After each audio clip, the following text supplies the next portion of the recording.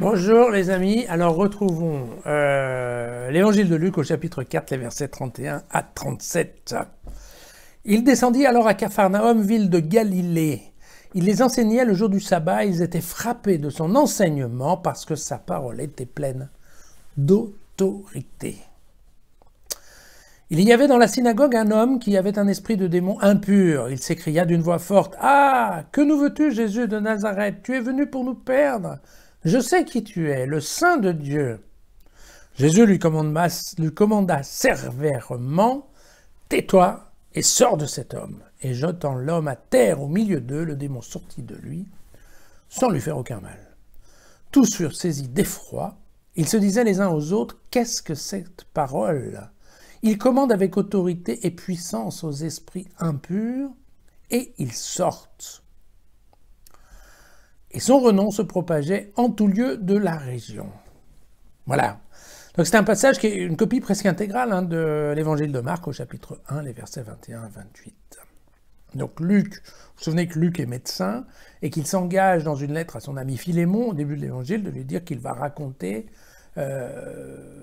l'histoire de Jésus d'une façon relativement scientifique, en tout cas objective et sans trop d'a priori. Bien. Effectivement, ce qui est vrai, c'est que Luc, comme les autres et comme Matthieu, va de toute façon nous décrire Jésus comme étant un super rabbin. Vous voyez bien que c'est ça, la phrase, la description de ce texte-là, c'est très clairement... Bon, là, il enseigne à Capharnaüm. Je vous rappelle, on a vu qu'effectivement, à Nazareth, ça s'était moins bien passé, mais dans toutes les villes de Galilée, il enseigne soit dans les synagogues, soit dans la rue, sur les places. Et quand il va dans la synagogue, même par rapport à des scribes, par rapport à des spécialistes, Jésus parle très bien, il enseigne, et il enseigne. Les gens sont frappés par son enseignement, d'accord?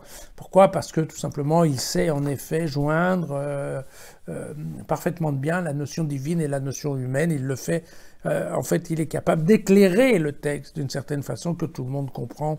On a parlé de ça il n'y a pas très longtemps. Voilà.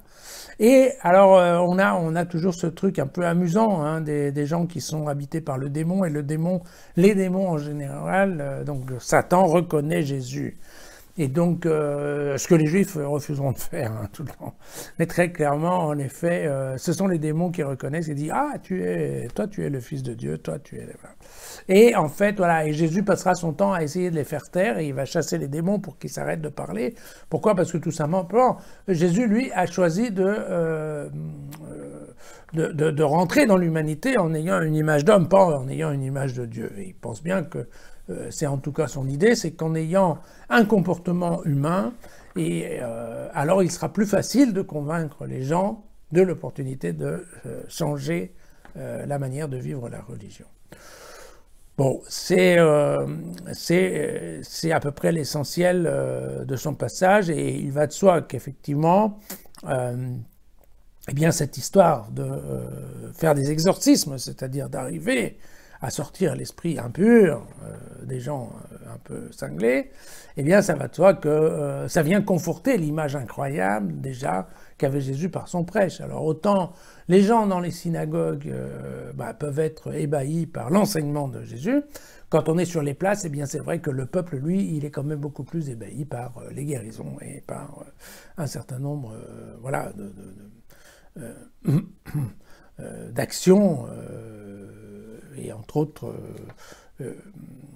d'exorcismes, qui sont effectivement complètement extraordinaires. Et c'est vrai que ces actions viennent supporter l'image que Jésus est quelqu'un d'absolument exceptionnel. Voilà. Et donc, c'est amusant de bien comprendre que, si nous sommes souvent confrontés à la tentation de Satan, eh bien on voit que Jésus aussi, et pas que dans le désert. Parce que vous voyez qu'ici, en effet, c'est à travers ces personnes un peu démoniaques, en effet, qui tentent un peu Jésus en lui disant: ça serait beaucoup plus simple si tu disais dès le départ que tu étais le Fils de Dieu. Voilà. Bon. Est-ce que ça aurait changé grand-chose, pensez-vous? Moi, je ne suis pas intimement persuadé. Je pense que si Jésus était arrivé en se présentant tout de suite comme le Fils de Dieu et ne faisant que cela, je pense qu'il aurait été absolument rejeté en bloc de façon très rapide. Donc, bon, c'était pas forcément la bonne solution. Et bien, heureusement, voilà. Mais la tentation, et ça, c'est en effet, ça fait partie des choses que le pape François dit très bien. La chrétienté ne vit pas sans tentation. Voilà. Même Jésus. Voilà. À demain.